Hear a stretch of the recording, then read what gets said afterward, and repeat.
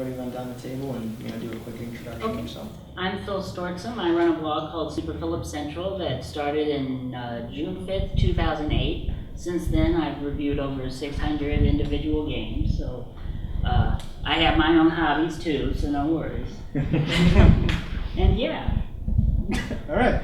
I'm Caleb Sawyer. I run a blog called nerdybits.com and have done so since 2012. I think I've edited 12 writers. We've done about 300, 400 pieces ranging from features to news articles. We also podcast and have done some Twitch broadcasting, but that's just starting. So, my name is Trightmare. I am a partner of Twitch.tv, and I am also a member of the Team 2G broadcasting team, which is the largest broadcasting team on Twitch with over 3 million unique follows.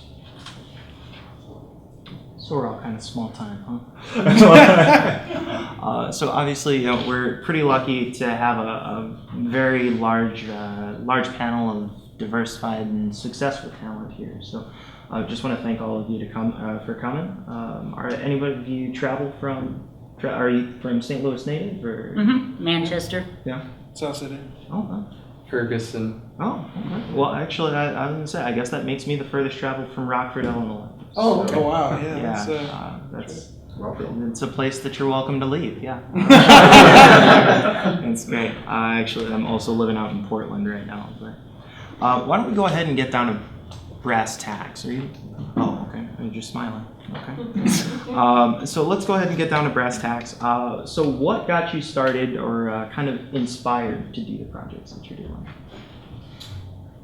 I guess we'll start with you, Trightmare, and then work our way back down. Sure. I like to call them my senpais, and it's just a bunch of broadcasters on Twitch that literally shaped my life and improved it for the better. And it made me realize that broadcasting on Twitch has a healing property to it. You could have the worst day in the world, but if you go on to Twitch and you interact with a streamer who you respect and who you admire, just having them say, hey, it's going to be okay. It's good to see you here. Thanks for spending your time with me. And you build a relationship with people that you really care about and respect in it. And that relationship makes the worst day not seem so bad. I could explicitly list my senpais. Koali Bears and Maximus Black, as well as Dizzy Kitten and Lethal Frag. Those are all wonderful broadcasters. I highly suggest watching them. I got into it while I was in college. I was studying all sorts of things before I found out I wanted to do writing. And the summer I decided I wanted to do writing. My uncle was like, you like playing games too, so you should write about those. And so we started our own blog after I'd written for a couple others for like 8 or 9 months. And just the ability to, get in on the ground floor and talk to, especially when I moved back to St. Louis, to talk to the people around town that were developers. That was really cool because I didn't realize how big, as small as it is, and how close-knit that community was. And from there, it's, going to different conferences and being able to talk to people and get in and talk to the people that do the things that I love was the biggest draw in the world. So I dove into it. So I started my site and my process of reviewing games 2008. That was around, my third attempt at college. I'm near the end now, so no worries. Third time's a charm. Third time is the charm, indeed. And I had a passion for writing. I love doing creative writing. I also just love writing in general. So why not combine two passions of mine, writing and gaming? And that's what I did. And I just blog, not for an audience. I just do it for myself. There just so happens to be an audience. I see some familiar faces from a panel I did a little earlier, and they kind of asked the same question about your writing. I told them there's this the left side of my mouth that just naturally starts smiling whenever I start talking about games. I can't help it. It's a natural reflex, and it's kind of just one of the things that I can't. There aren't very many other things that I get excited about the same way that I do with gaming. I've always been writing. I think the first story I really remember writing was probably Star Wars fan fiction, and that's before it got cool recently. It was like back in elementary school when Episode 7 was just something we hoped for.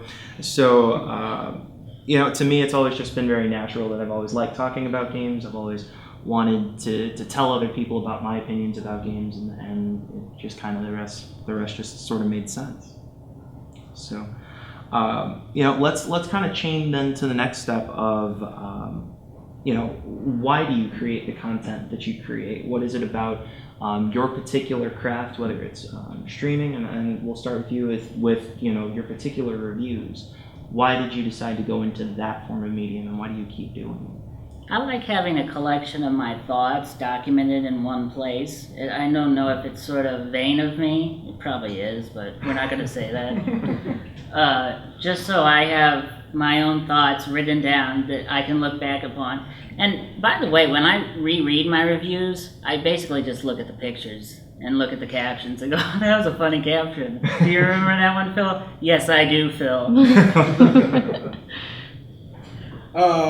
So, I mean, I don't know. Part of the reason I got into it was just because I wanted to write about these things, and writing was something I love to do. But shortly after that, as I started getting things to review, I realized that I didn't really like some of the things that I'd seen out of some of the bigger outlets like IGN or Kotaku or things like that. And not to be prejudicial against their content at all, because I love them all, but I felt like their reviews sometimes were a little slight.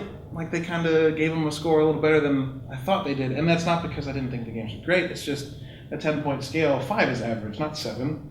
And we used like the grading system in school and then compare it to that. And so we think 7 equals C, so average. And it kind of doesn't. So I was bugged by games that I thought were just kind of meh, getting like 8s. Because that should be above average. And so my uncle and I kind of set out on this, I don't want to say warpath, but kind of was, to be honest and to like call out where there's flaws and compliment creativity when it came. And that just turned into everything else we did. Whether it was podcasts about those things or features about those things, it just kind of developed into that urge to be honest to the gamers, because I thought maybe some people were just reading things that were kind of pillowy instead of being harsh. In the streaming world, giving your opinion of a game and reviewing a game is in no way required. You think at first. Then you realize your audience really wants to know what you think about the game, and they will purchase it depending on your decision. I don't know why, but they will. And so now you find, now I find myself that question being posed: would you buy this game? Should I buy this game? What do you think of this game? And I had previously had no interest in reviewing games, but it has now become one of my favorite parts about broadcasting. When a new game comes out, play it, pick it up, play it, and your audience will want to know what you think and feel about it. And it's something that I'm honing over time now, but like you said, be honest. And it's really nice because I know my audience is somewhat relatable to me. They like the way I dress up in stupid costumes, because I do dress up in stupid costumes, and I dance to anime music and certain things like that. So you really have to be a fan of me in order to watch the broadcast, or you'll be sick to your stomach and leave very quickly.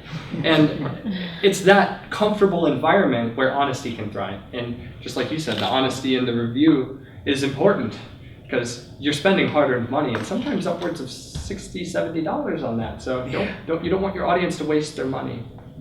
But yeah, it got squeezed out of me. They started squeezing those reviews out of me. I didn't give them over at first. I was like, well, every game has its merits, was my first stance. Every game has its merits, and my personal opinion of this game doesn't matter. What matters is you enjoying me playing this game. You enjoy watching me playing this game. And so eventually they whittled full-on, very comprehensive analyses out of me, and my opinion does come forth now, but they had to drag it out of me. If I may interject just real quick, when I do my reviews, it allows me to turn on the critical thinking part of my brain that's usually off. I can relate there. Yeah, totally. So it allows me to turn on that part, and I get to think, okay, since I design games myself, not professionally, not yet anyway, but I get to think, okay, why did this game work? Why did the gameplay here work? Why did this mechanic not work so well? Or why did this level just blow me away? Why did it do that? So, and I do more than just reviewing. I do a whole blog, but that's for a whole nother panel tomorrow, which I hope you go to. Sorry, one more, real quick. Just on what he said, one of the things I think is kind of essential to being able to review games, and I don't mean you have to go out and make your own, but at least look at what it takes. Try and find out what goes into these things, because just running into it with an unexperienced eye, you're just gonna, oh, this is garbage. And you have to realize that for sometimes thousands of people, if you're talking about Assassin's Creed Unity, which launched pretty poorly, it's their baby. So when reviews come out and trash it, I think there was a guy on one of their Vidocs who said it was like sending your kid to school and then telling your kid was fat and ugly. Like, so when you review these things, you have to look at it and go, understand the amount of work that went into it, and then without letting that take control of what you rate it, be kind but honest. You have to just like understand what went into it before you just. May I combo off of that as well? Absolutely. We have a chain combo going here. Yeah, You're not going to have another word in, Josh. Sorry. One of the beautiful things that I like to do after I complete a game is I broadcast the entire credits. And I read names like Matt Miller worked in QA. How many late nights do you think Matt Miller pulled off? You think Matt Miller has any kids? Did he have to put food on the table for his kids? Because nobody thinks about the human element of game design. There are errors in games because humans made them. We are error prone in nature. So to err is to human is a famous saying, yes? So it shows true in the things that we create, just like games. But I always try to watch every game's credits in its entirety, pick out names and talk about what I think their lives are like. Because how many late nights do you think Matt had to pull? Do you think his wife appreciated all those late hours? I certainly don't think so. What if his children are young? What if his children are about to ship off to school and he didn't get a lot of time before they're off to kindergarten to spend time with them? Because nobody thinks of that. Yeah. How many babies were born during a production? Yeah, They start a lot like movies. They started to put production babies, and like that idea is ridiculous to me because these guys spent the last 5 years, 60 hours a week sometimes, making a game, and that baby might have been born the first day of development. Like, and they couldn't how much go. time did they spend with that kid? Yeah, who knows? Man, The cost of formula is probably subsidized by our game purchases. Which is, I mean, that means that your dollars are going to the future of America. That's really good. Man, that's But- deep. It's just got really meta all of a sudden. The next president will be a game dev now. That would be And amazing. instead of Kanye. Or So Trump. I do think that one of the advantages that you have when you are a content creator is that it does give you that eye into the process. Whether you're streaming videos, whether you're writing, reviews, or creating, whatever it is, this kind of meta creation outside of video games. I really enjoy the ability to be able to I guess shine a light on something that really does inspire a bunch of people on a regular basis. I was talking earlier about the Symphony of the Goddess concert that the St. Louis Orchestra put in last night. It was a big Zelda concert, and hearing trumpets blast the theme of Zelda, like, it hit me here, and I was just like, I don't even know what I'm doing now. And I mean, like, I love having the ability to kind of fan out and share that love with other people who care about it too. There's a certain amount of, like, yes, it's the internet, so yes, you're gonna have to deal with trolls, you have to deal with idiots sometimes, but there is something to me when I create an article and somebody leaves a comment either on Facebook or on the webpage. By the way, people love Facebook comments, or at least this is my opinion. People love Facebook comments, but they love comments on the page where the article is more. Is that Yes. Because then other people who come to the article also get to see those comments and discussion. Yeah. But I also, from my perspective, the reason why I create the content, I'm a really big Batman fan, but I'm going to pull kind of a Joker quote. I kind of feel the same way I believe you do, that in the sense that we deserve a better class of criminal. We deserve a better class of game journalist. I think we've reached the point where bashing a game just for the sake of writing a funny article and getting hits is past its prime, because we've seen now that, like, there are people who put these projects together, and there's a lot of energy and a lot of effort that goes into these games, and if we care about games and we want them to get better, we need to talk about them in a way that is constructive as opposed to destructive. Right. And so, to me, creating content that kind of inspires that community is what keeps me going. And when I see other content that creates, in my opinion, that same community, I also enjoy that. Now, one of the questions, I'll kind of, again, brass tacks it. How do you pay the bills? Is this the only right? because again, reviewing games for fun and profit, anybody who's on the panel probably looked at it and laughed. It's not necessarily the world's most financially ambitious career. But if you talk about a bit about if you do have a second job, career, that kind of thing, and do you feel that doing that second job helps, like how does it help to build your craft if it does? And I think we're starting with you this time, Trevor, and coming back. All right. I currently do work full-time. I am employed full-time, and I'm only able to do my labor of love part-time.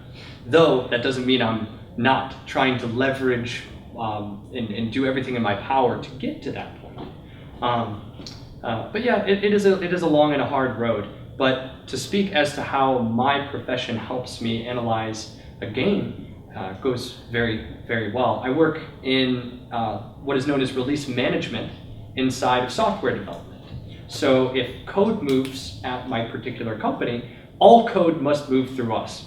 When it moves into production, we must know all dependencies, because if this code breaks, and we will move code that breaks, we must get that fragment out with impact, the least amount of impact to our clients as humanly possible. So to know the whole spaghetti logic of this line affects this line affects this line affects this line, you must know.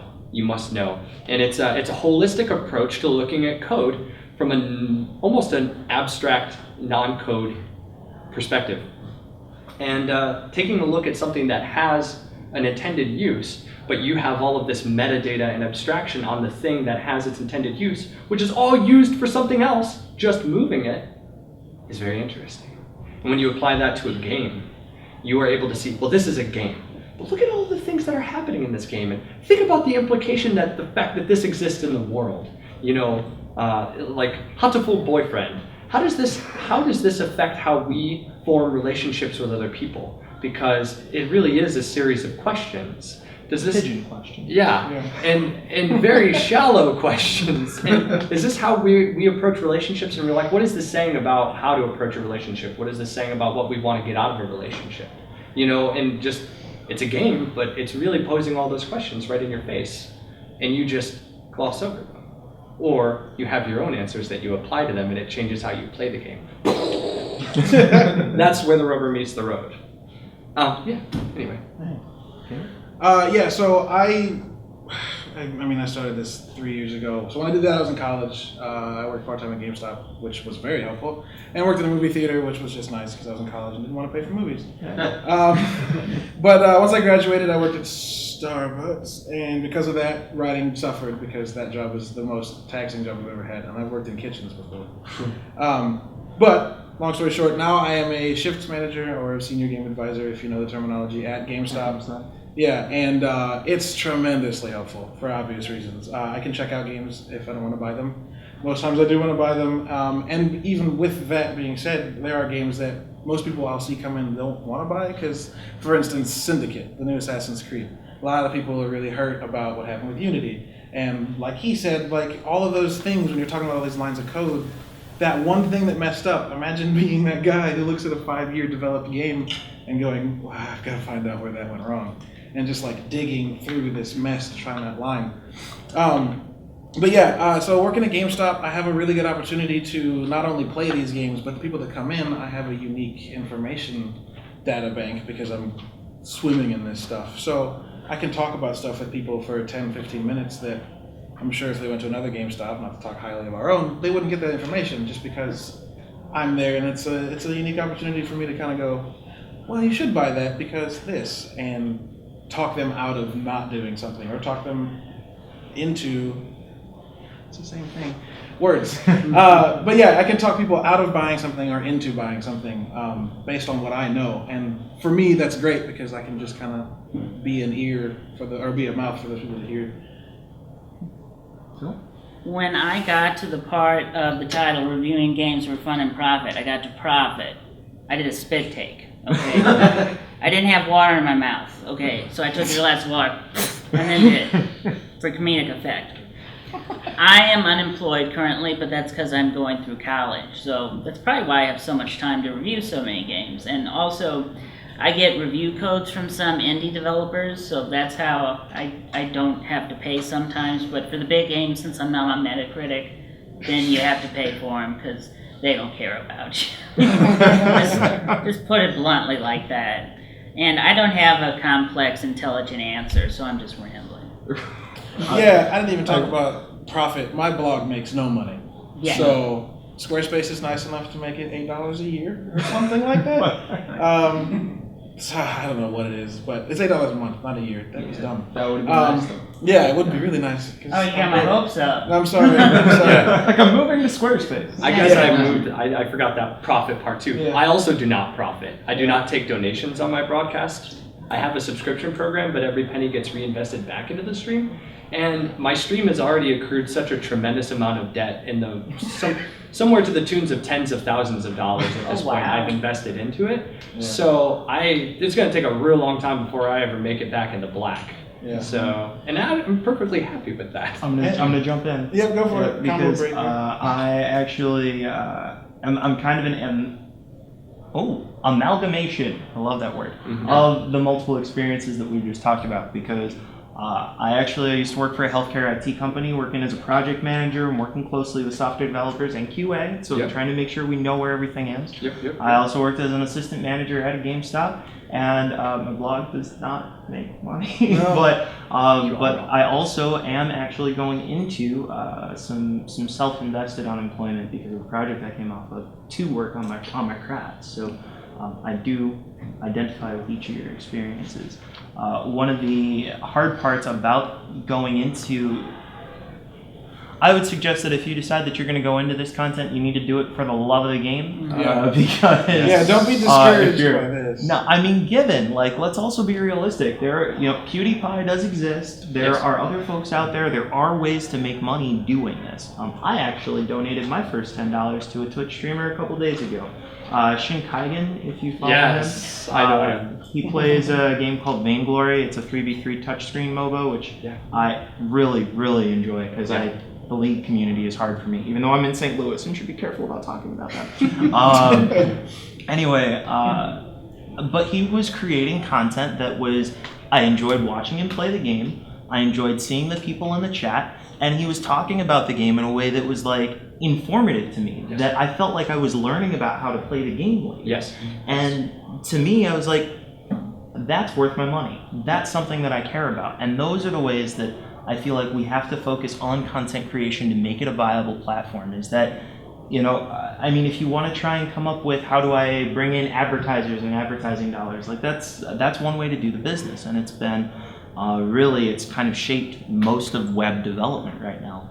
But I do think that when it comes down to creating a personality, creating a brand, creating your own site, it's about how do I connect with my community and then convince that community that what I'm doing is worthy of them helping me continue to do what I'm doing. Because if you're looking to get rich, you should probably go to the stock market or I don't even know if you can do that anymore. I don't know what I don't know how people get rich, but recently, Yeah. this week It's and not. last week, not so good for that. Yeah, don't take the idea, or not even the idea, the fact that we all just put out that this is not a for-profit thing when you start, as discouragement. Because the best way I heard it from someone, it might have been a book I read about writing about games, and I can't remember who wrote it. Socrates. No. Good guess. Yeah, close. No, but what he said is you're basically an artist. And that sounds really weird to people when you come into it thinking I'm going to be reporting on something. But your livelihood is based on who looks at what you do, which is no different than a photographer or any artist who relies on someone coming to their gallery to look.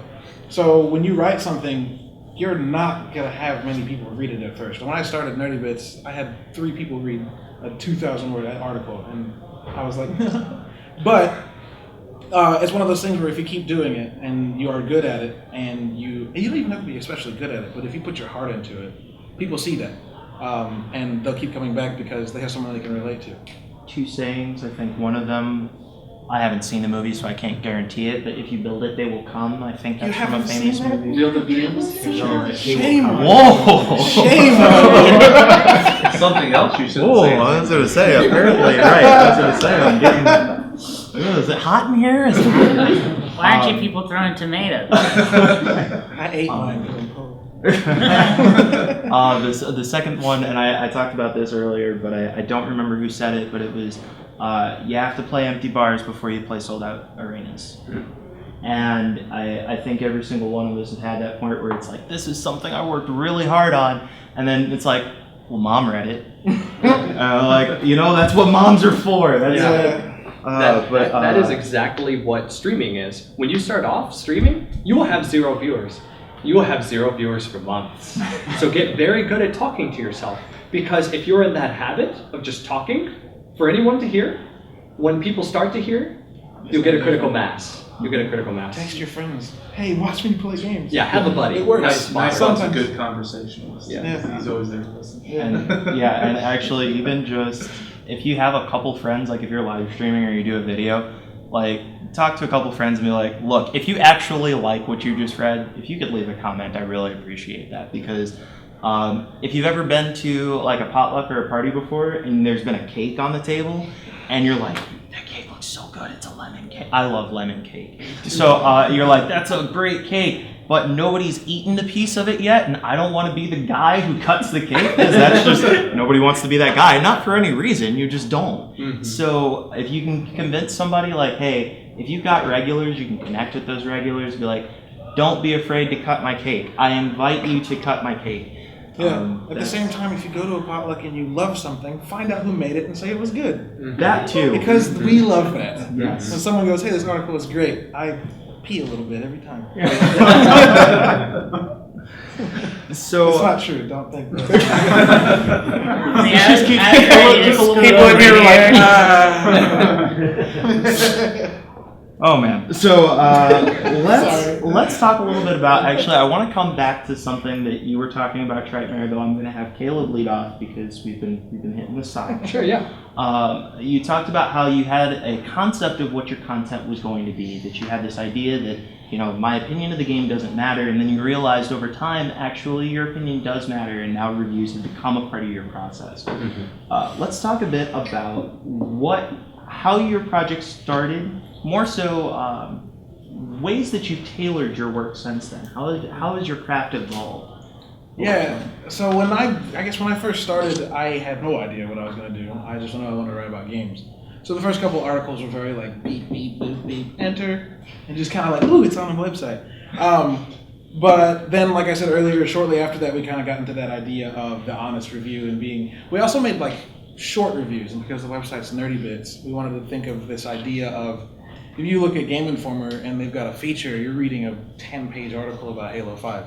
And while I love that, very few people have time for that during the day, especially not when they're on their phone or on their computer, because Facebook, there's things that distract you. So we came up with this idea of, we can limit it to 300 to 600 words. You can read that real quick while you're going to the bathroom or on a lunch break or something like that without losing a bunch of your own time. So we started doing that, and I didn't really realize where my audience was until my senior year at college. I was at a bar, and a guy that I went to school with, but I didn't really know, came up to me and was like, hey, I work at Family Video, which is a movie rental place. I don't know if you guys know what that means. And he was like, Redbox? no, it's not. You actually walk into it. Yeah, it's weird. You can walk into a Redbox. It just hurts a lot more. But no, he came to me and was like, hey, I work at Family Video and I'm a manager, and I've been able to tell people about a bunch of games because I read what you write. And literally I was speechless for like 5 minutes. I was just like, oh, whoa, like it impacts people. So whether it's someone reaching out to you or you talking to somebody and then being like, oh yeah, I read your stuff, like you'll find people who mesh with your stuff. There's 7 billion people in this world. Someone's gonna read it and go, yeah. So once I figured out that like it was helping people with what they chose to buy, that's the drive now. I'll write features about stuff in town because I want people to go out and find Crashlands, and I want people to go out and find the Adventure Time maker that PixelPop made. Mm-hmm. And I want people to know about them before they do it, because like he said, you're gonna spend money on these things. Oh, yeah. Should you? And that's important to most people. Nope. When I started my blog, I just did news stories that didn't have much original thought to them. But then when I saw I wasn't getting many hits or clicks or whatever, I said to myself, well, how about I do content that no one else has? And that's when I started to do features, little things like Best Boss Battles in Gaming History Part 11 or whatever I'm on now. and things like that. So now I do things that I enjoy writing about. It used to be what other people might be interested in, but now it's selfishly what I'm interested in. Fair enough. Try it. Can we rephrase the question again? I've heard such good stories that got lost in the. Talked about this a little bit already, but how's your craft kind of shaped itself over time? How have you changed what you do for your audience? By quite a bit, actually. I had the intention of going into streaming with putting on some unique content, because usually when you start an endeavor, you feel the need to put in something unique to a market, or you feel like you have something to contribute. And I very, very much like game show themes. And so I put on something called the Lightning Round. It's my original product, and it has grown since then. My original product is we play a new game every hour, and the viewers vote on the game that we play. That was the original concept.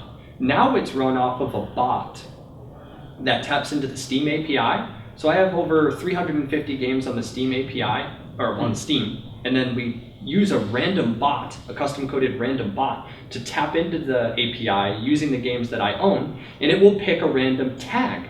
So you can tag games as anything. You can tag it as a horror game. You can tag it as a game with a good soundtrack. That's one of my favorite tags, actually. And so the random bot will pull up a whole plethora of things, and it will say, oh, here, games with a good soundtrack. You own 50 of these games. Well, Straw Poll only has 30 choices. Shave it down to 30 and dump a straw poll into chat for your viewers to vote on the games that we play for the next hour. So for that hour, it's games with a good soundtrack. And so that's the lightning round. Yay, that's my unique thing, my unique contribution to the Twitch platform. That's me. Nobody else does that. And I do often play a new game every hour. I have game ADD. So, and I saw some success with that. Though now my audience that has been with me from day one, a little tired of that show. So I do it less often. But it doesn't mean that I don't have other shows.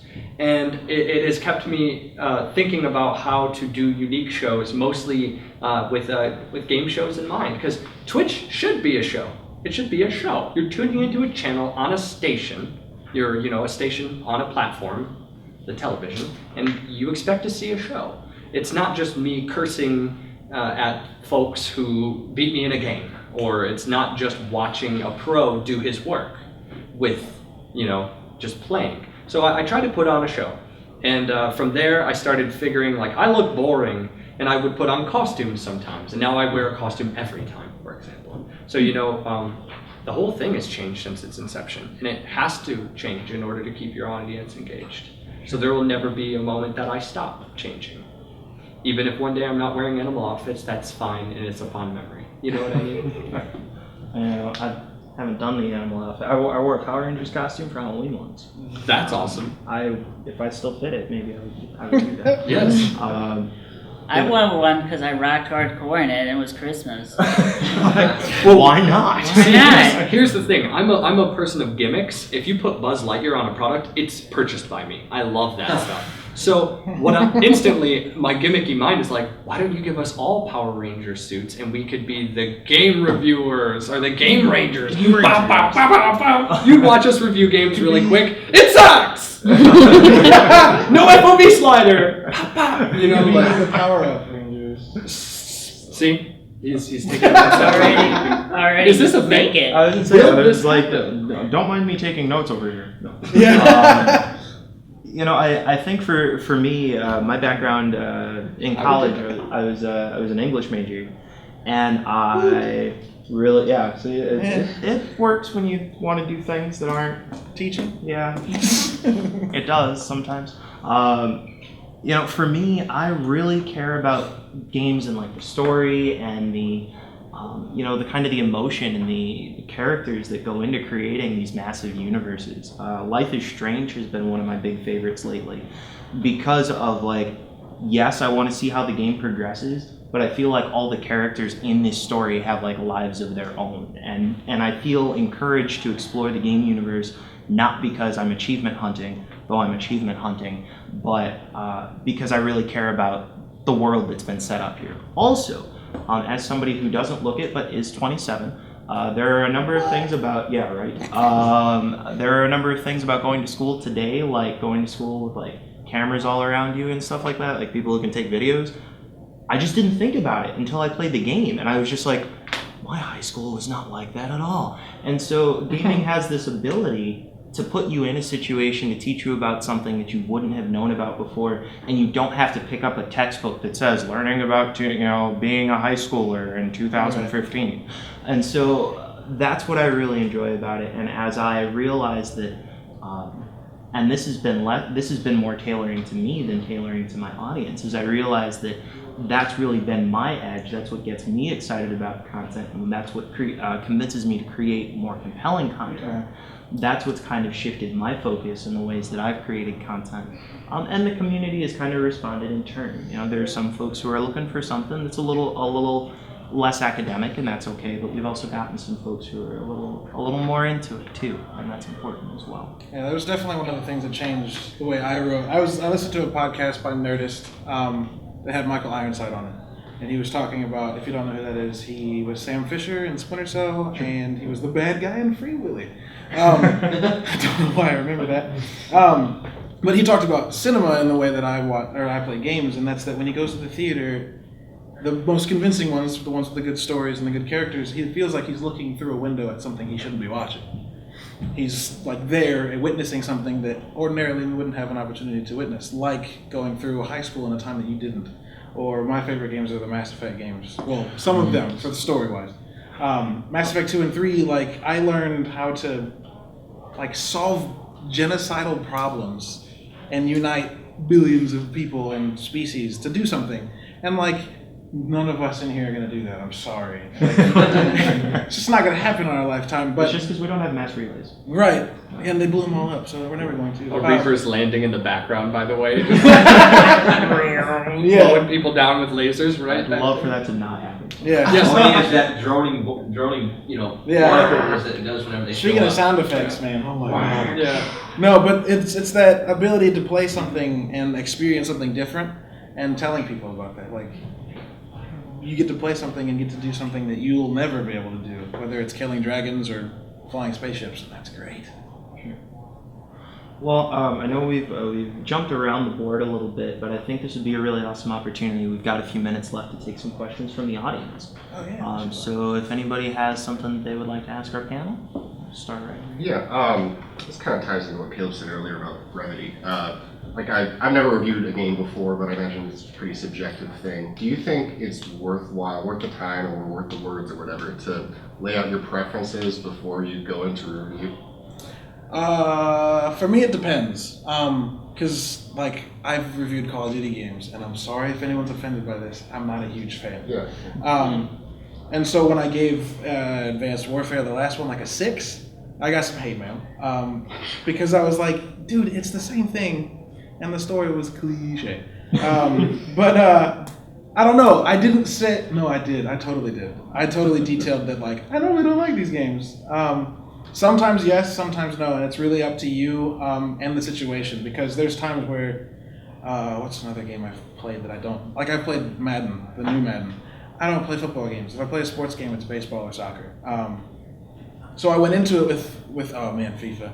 I went into it with this like, I'm not a huge fan of football, but it's a game, and I can, appreciate the merits and demerits of said game.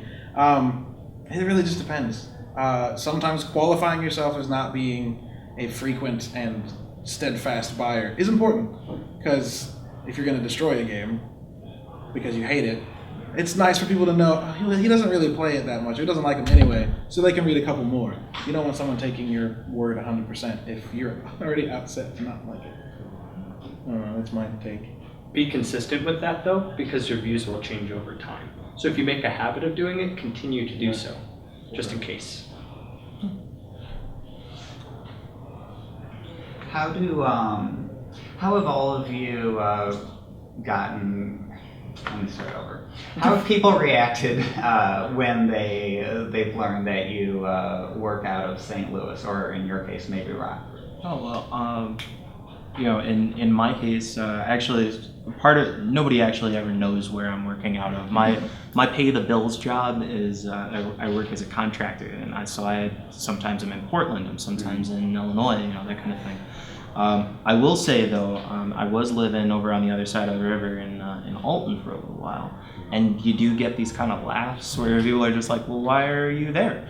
And you kind of have to be like, well, if you were here, then you'd know, but you're not. So, the fact of it is, as somebody who's been around a lot, and this is something that kind of chains on to what I've heard from other panels. First off, cost of living here is ridiculously efficient compared to the resources that you have access to. A convention like this, where you're getting access to people who live in the area and are actually like part of the community as streamers, as reviewers, as developers, as any of those kinds of things, that's a really hard combination to find anywhere but here. Also, as they call it in the business world Midwest nice. We are by nature friendly people who want to interact with each other and help each other, and it's not necessarily the most beneficial aspect of our personalities when you get out to the West Coast, because they are not nice people out there. Well, there are now some there are nice some really nice people out there, but as a culture, it's a little more cutthroat than it is here. So I would say to the naysayers to the Midwest, I'd tell them, if you are looking to kind of do the typical go it your own way, cut your own path, that kind of thing, that climate is very much out there. But if you're looking for something that's a little more friendly, that's a little more tangible and kind of almost a family-oriented community, as pretty much anybody on this panel who's interacted with Carol Mertz can tell you, St. Louis is a great place to be. It's one of those things you can look at, and I don't know if this is still the case, but when I started, I remember looking at other blogs because I had that same inferiority complex, I'm in the middle of America, who's gonna care? But the site I read the most is Polygon, and two of their editors are from a smaller town in Virginia, the two McElroy brothers that are on there, if anybody knows about them, Griffin and Do they do MWBA on? Justin, yeah, my brother and me, yeah, those Yeah, guys. that's a goal. And they have a D&D one with their dad that's even better. Sweet. Their new managing editors from Mizzou, Right. Megan for Oakmanish. Yeah, and there are people that come from smaller places. It's just unfortunate that the hubs of these industries are on the coasts, and then you have the weird Game Informer in Minnesota.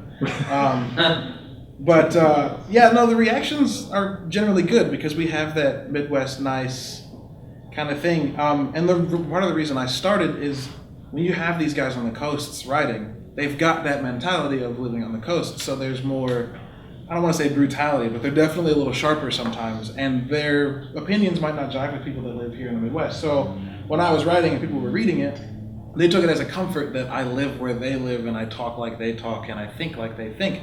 Because it's hard to guarantee that a guy that lives in the hustle and bustle in New York is going to take the time on a game that we do when we live out in Festus. There's, you know what I mean? It's just different people think different ways about things. So it's comforting to people that are here, at least. No? I don't broadcast that I'm from St. Louis. I mean, it sometimes slips out. It's not like I'm embarrassed or anything. But since my blog gets a more worldwide audience, well, according to blogger stats at least, I don't really concern myself with it.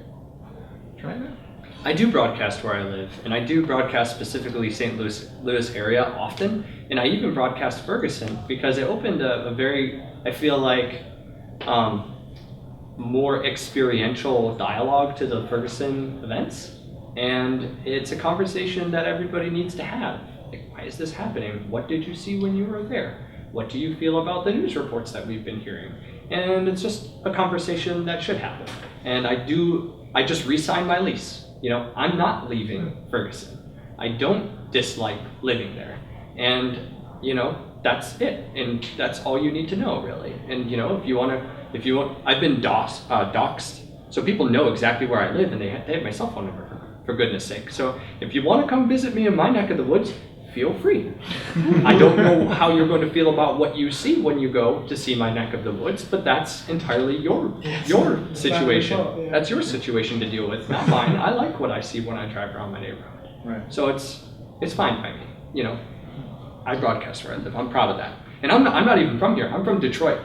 So when I broadcast that I live here to my audience, I'm still proud. I'm very proud. So I'm proud to come from both of those places because knowing struggle will add character, which is probably